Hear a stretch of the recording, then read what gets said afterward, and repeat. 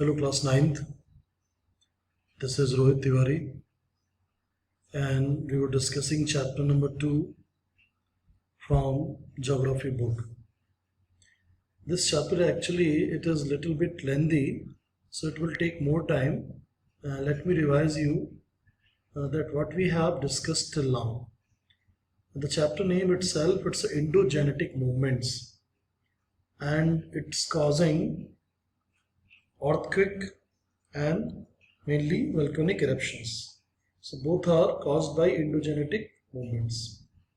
So we have discussed the case study of Nepal earthquake 25 April 2015. Then we discuss about classification of internal movements, slow movements, tension and compression, fold mountain, block mountain and rift valley. So actually there are three types of plate movements. The one we call it's a converging plates movement. In this process the two plates come close towards each other. Because of this the middle part which comes between these two plates, it raises upward and it is going to form generally the fold mountains. So the fold mountains are formed by the converging plates movement when the two plates come towards each other.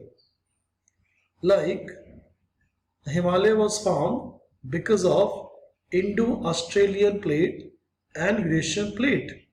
There was a collision between these two plates and the accumulated sediments of Tethys Sea were folded, converted and raised in the form of Himalaya. And then with the time it solidified and now it's a present shape of Himalaya we have. Another is we call diverging plates. In this process both the plates they are moving away from each other. So it is responsible for widening of oceans and the block mountain and the rift valley formation. When they are moving away, the middle part it is going to shift downward, rift valley formed. And sometime because of compression also, compression tension both, the middle part raise upward, then block mountain and the sides we have rift valley. So rift valley and block mountains are formed when the plates are moving away from each other. We call it's a diverging plates movement. Next is transform plate movements. When the two plates they are just sliding on each other and it is causing earthquake because sudden vibration tremor comes. So let's see the chapter once again. What is left to discuss today? So yesterday I explained you this is the fault, and in this 2.9a they are telling when the middle part is raising upward and side blocks are moving away from each other, this is the formation of block mountain and the sides we have rift valley. And another case 2.10a when the middle part it is going downward and the side blocks are moving away from each other. The both are the actually it's a diverging plates, but one case the middle part raising upward and another case the middle part is going downward. Then this is the rift valley formation mainly, and the sides we have the block mountain like V and S. V for Vindhya, N for Narmada and S means Satpura. So Narmada is a rift valley and the sides we have Vindhya and Satpuras. In India we have this example. So page number 13, up to page number 13 we have covered this. Now let's see another topic, continent building movements. It is also called apereogenic movement. Apereogenic, why it is apereogenic? Slow movements occur towards the center of the earth, towards the crust. So slow movements occur towards the center or from the center towards the Earth's crust. Because of these movements, a vast part of Earth crust is uplifted and gets subsidized. When the part of Earth crust is uplifted, continents are formed. Therefore, these movements are called continent building. So, actually, in the nature, construction and the destructions both the process run simultaneously. One destruction is causing another construction. So, destruction and constructions both are the part of the natural activities. So, nature, we have construction and destruction both in the nature. For long term, maybe that destruction, it is going to be construction. Okay, so the plate movements also causing continent building movements. If the originally continental portion of the crust subsides below the sea level, it forms a part of seabed. So sometime what happens with a couple of time, the million of years, what happens? The some part is raising upward, some part is going downward. So what happens right now, the land under the sea, maybe it will in near future, it will be the continent, it will raise upward, and right now where we are living, the continent, the surface, it can submerge under the water.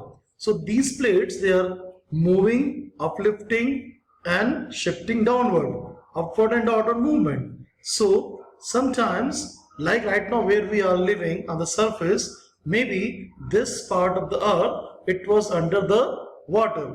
So oceanic plates and continental plates, they are shifting. Right now, which are the oceanic plates? It can be continental plates. And continental plates right now, which are supporting the continents, it can be the oceanic plates because they are raising and shifting downward with the process of time, million of years. So these plates movement are also changing the natural landforms of the earth. Where we have sea, it can be a land. Where we have land, it can be a sea, the part of sea. So next topic is sudden movement. Sudden movement means that suddenly something which is occurring suddenly. There is no prior information and suddenly something is going to happen. In the beginning of the chapter, we have discussed and studied the news item on earthquake. So earthquake is the sudden movement. It's a tremor. In this process, what happens? Earth is trembling. Earth is shaking. Earthquake is the movement of the earth crust. You have been acquainted with the magnitude and affects the earthquake through the activity at the beginning of chapter itself. Now we'll look at the sudden movement called earthquakes and volcanoes in the earth interior detail. We have an example, a simple example to understand this. When you stand on a railway platform near the railway track, you experience trembling if train passes by speedily. Even if your house is near the railway track, whenever the trains are passing, you can feel there is a trembling. You can feel that trembling. So tremors are also felt when a heavy vehicle crosses a bridge in a speed. We're standing on a bridge and you can feel there is a vibration when any heavy truck is passing from it. Through these examples, one can estimate the tremors caused during the earthquake. Indo-Australia, Africa, Eurasia, North America, South America, Pacific and Antarctica are 7 major plates. The earth crust is made of such plates. Oceans and continents are spread over these plates, depending on the compression and tension formed in the interior of the earth. These plates move in various directions. And last time I told that there was one supercontinent, Pangaea, and then after it broke into 2 parts, Laurasia and Gondwana land. So now today we have how many? Today we have total 7 continents and the 4 oceans. So Let me open that PPT from which I was explaining that starting of the earth, it means the starting of the earth, how earth was formed and how the continents were formed. So as I told, there was the one continent, supercontinent and super ocean. Name was Pangaea, and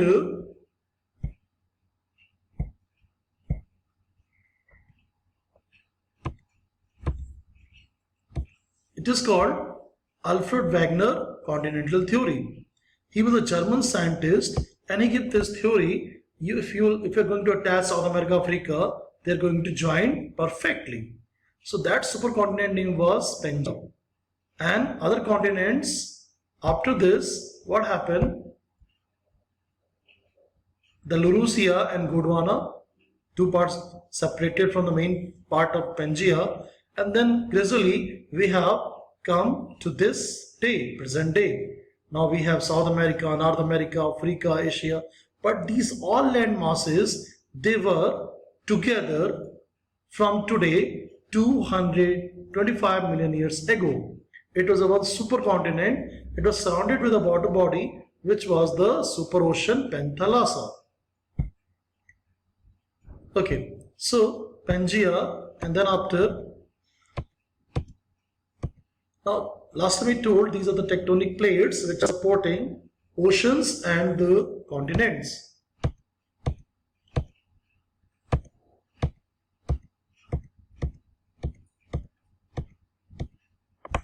Okay, so come back to the main chapter where we were. So they're in giving you information about these plates. Already I have explained through my PPT. Now, focus and epicenter. And what are the waves? So let me simplify with my own notes through in a very simple way. Last time I was explaining this diagram to you that how the seismic waves are classified. Seismic waves are classified according to this diagram globally, worldwide, in two parts.